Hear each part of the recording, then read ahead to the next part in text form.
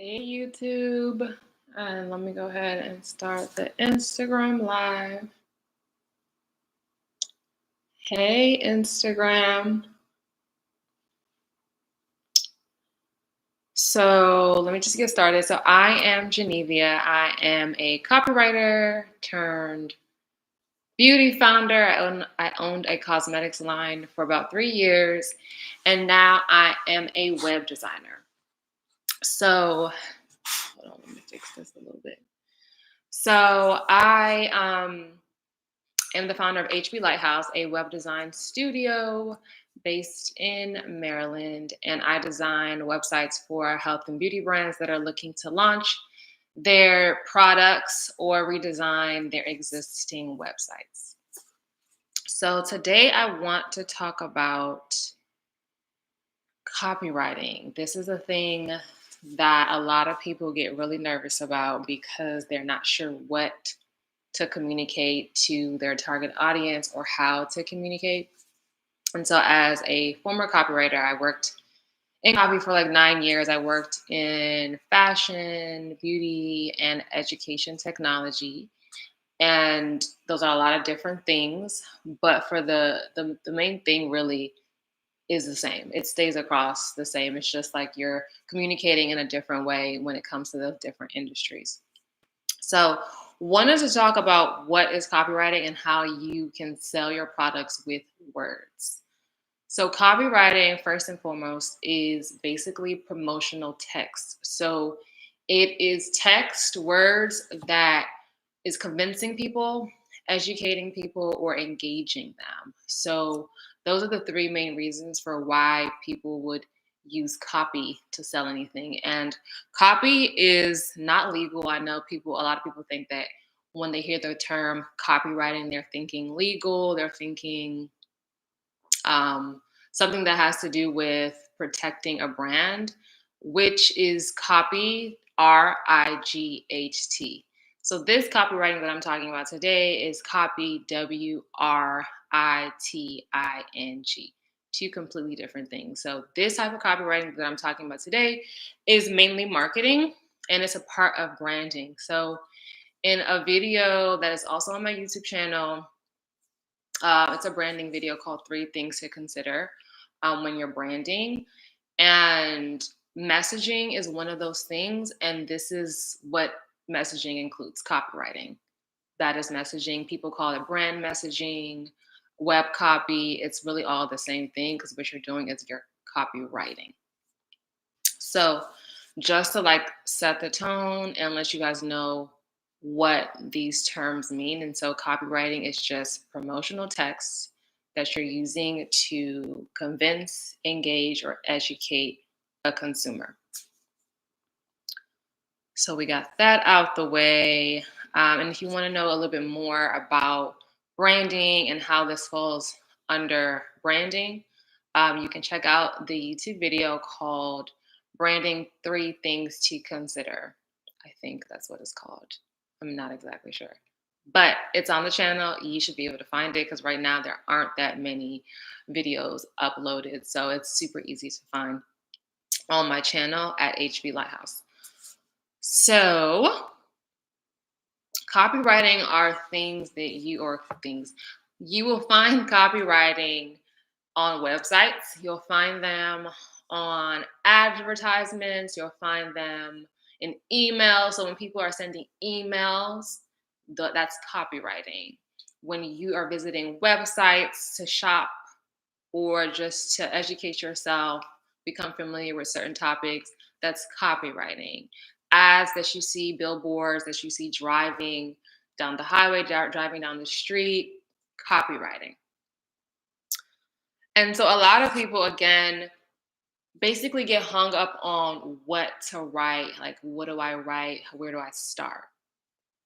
And so as a former copywriter, you really, when it comes to copywriting, you really just want to tell stories. It's all about storytelling and really just creating meaningful content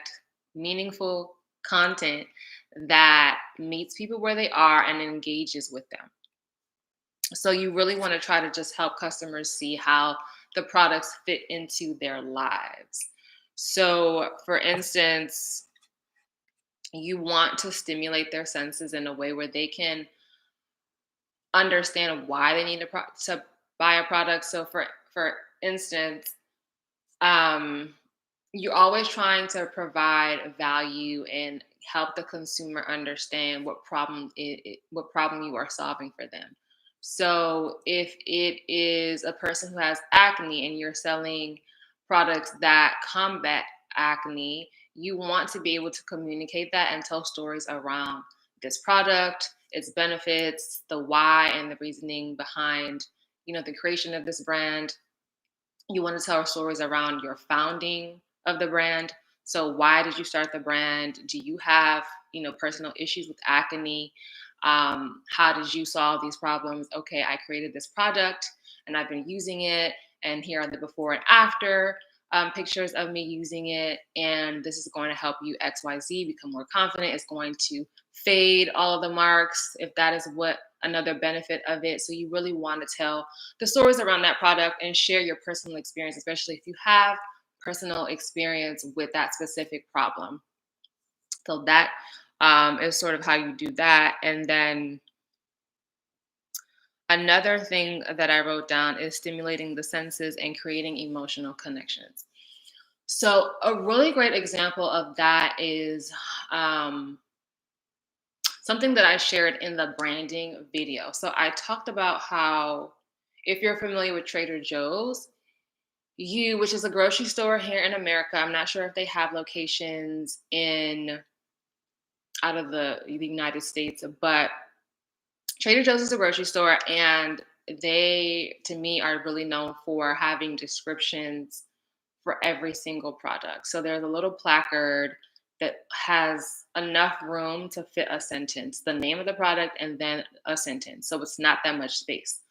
So a really great example of stimulating someone's senses and just creating emotional connections is Trader Joe's. They're able to do that really well in their copy. So, if, for instance, I gave the example of apples, if you're going to Trader Joe's to purchase apples, you know that there's lots of different types of apples that you can buy. So, the example that I gave was Honeycrisp, which is a type of apple.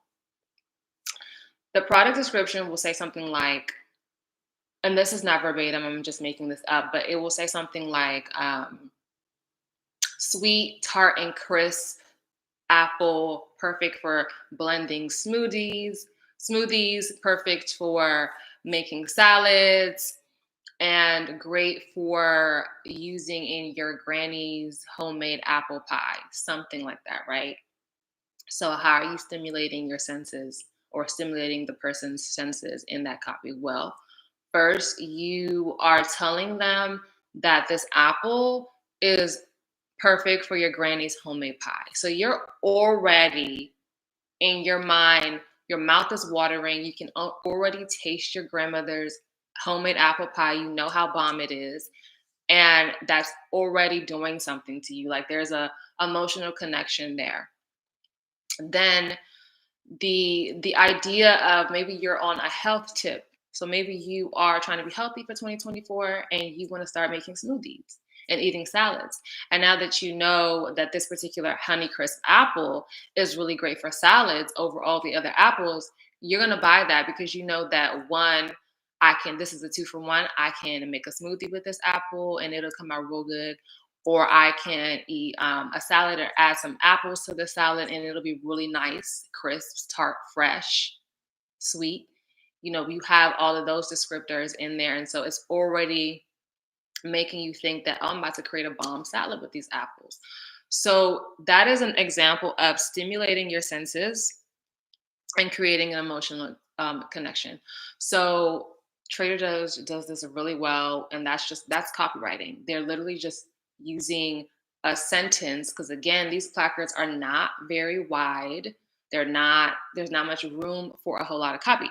So they only have like a little bit of space to convince you, to engage you, and to what is the third one?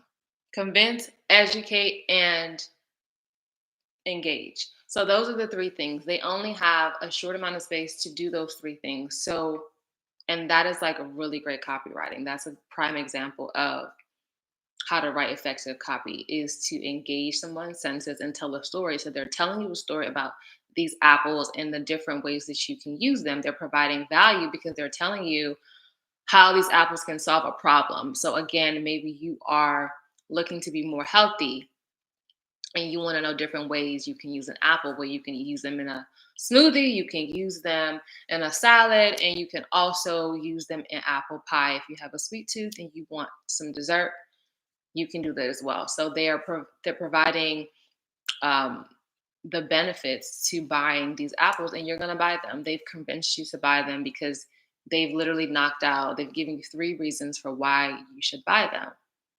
That's branding, that's messaging, that's copywriting.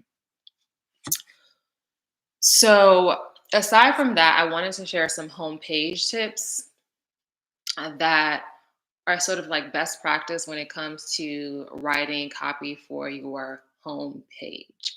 So your home page is basically your landing page. That is where folks will land on when they type in www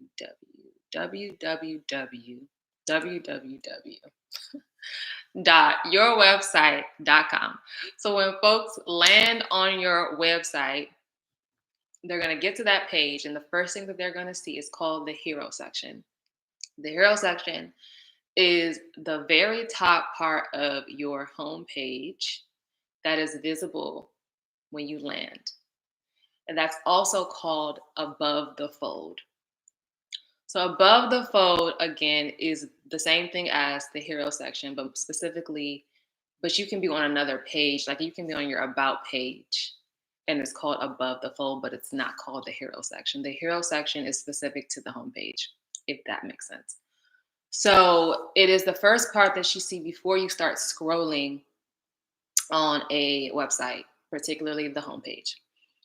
So the hero section is where you really want to capture an audience very quickly. So you want to display what you sell and the call to action very, very quickly. So maybe it is product shots, or maybe it's a model shot, or maybe it's both. Split section where you have products and a model wearing the product or using the product if you're selling. If you want to sort of showcase how it's applied or how it can be used. So you have that section, you have images in that section, and then you have your call to action. You also probably have some text there, some body text, sort of sharing a little bit of information about the product. And then you have a CTA, which is also known as the call to action. So call to action button that is telling the person what to do. So whether it is shop now, take this quiz, explore more, view the collection, whatever it is, you want to have the hero section very clearly and concisely have that information right there. So, and you also, well, that's just for the hero section, but in general for the entire home page, as far as like tips on how to write copy, the homepage should really just be that page that provides so much value that the consumer is convinced to purchase a product. And some people even have products on their homepage where folks can just select add to cart immediately without even visiting a product page. So that homepage needs to literally have all the value. You need to tell your consumers why they should buy this product, what value it's providing, what problem you're solving, all of that good stuff. Everything that we've learned about value on social media or wherever else you learn about value and problem solving, that is where you want to put all that information. So on your homepage. You also want to use you versus we copy. So you copy is more personal, it's more engaging. You want to be able to really connect with your audience, with your consumers by using you copy. So, this product is great for your skin instead of we or they. You want to speak like you're speaking to a friend. And it has to be conversational. And that's why we use you copy. It just performs better than we copy or they copy. You don't want to isolate the consumer by saying they or we. You really want to speak to them directly and make sure that it's conversational copy that makes it seem like you're talking to them. Like they can literally read your homepage, read your website, read whatever you have to put out across any channel and feel like you're speaking directly to them. So that is another key for writing effective copy that sells products. So product page. Your product page is basically where you sell your products. So again, you want to create value even on these pages and do not skip the product description boxes. You really want to fill those out and you want to provide meaningful content there. So again, stimulating the senses, what does it look like? Even though they can see a picture of it, maybe you want to go into specifics about what that physical product looks like. So maybe it's a body cream. You want to tell people that it's like a creamy snow white color. It's super creamy. Like you want to describe the actual product. You want to let people know how it smells. If there is a smell to it, you want to tell people what it smells like.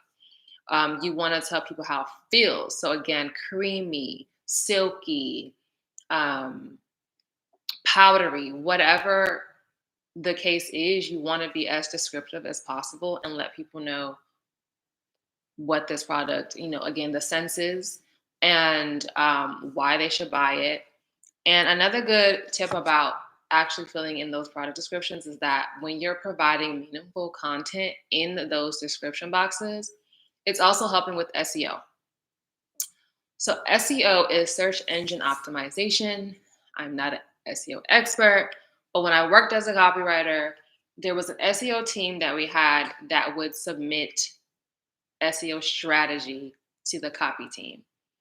So that strategy often included keywords. Another word for them is top queries, key queries. And we would use those keywords in headlines, in header text, in body text, wherever it made sense. But they would usually give us strategy around like where they would want certain keywords. Like, oh, we want it to be definitely on the homepage for sure. Like you definitely want to add SEO keywords on your homepage. But like they would say, oh, we want it in this section here. We want it in this section. They would be very specific about which section should have which keywords. So we would have to build or create content around those keywords. It is what it is. So that is why it's important to use keywords and know what the keywords are in your industry. So for instance, if you know that what do people search for the most? So for example, skincare products for oily skin. Those are skincare is a keyword. Oily skin is a keyword. Or key query, because it's not one word, but those are the type of keywords people search for. So you want to maybe have a header section that uses those words. This is just an example. You really want to study your market and know what the keywords are for the products that you're selling. Don't use my example. But I'm just giving you an example of like how SEO works. Not an SEO expert, but I know that in Shopify, there are certain fields like meta descriptions. Whatever you see meta descriptions in Shopify, you definitely want to take advantage of that and not necessarily stuff it with a bunch of keywords, but you want to be able to use thoughtful language in those sections because it helps with search ranking. Google is going to rank your website if it knows that people are searching this particular query.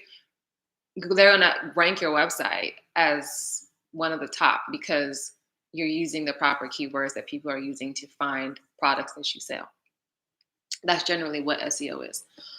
So, and maybe I'll do another video where I share like which fields in Shopify actually are important for SEO. But I know for sure, I can tell you when we're talking about product tips, that the description box is definitely a place. Your homepage is another place where you definitely want to include keywords. So, and you also, when you're creating product descriptions, you also want to make sure that they're different across the products. Um, because if they're the same, you can get penalized for that because there's nothing unique or new about your description. So you definitely want to have different product descriptions for every product that you are selling. Um, because again, meaningful, valuable content helps. And if you have, for instance, if you have like a nail polish line and if there's 12 colors, you can do in Shopify, you can just add variants to that one product. So basically you can have 12 different swatches instead of having 12 different product pages, if that makes sense.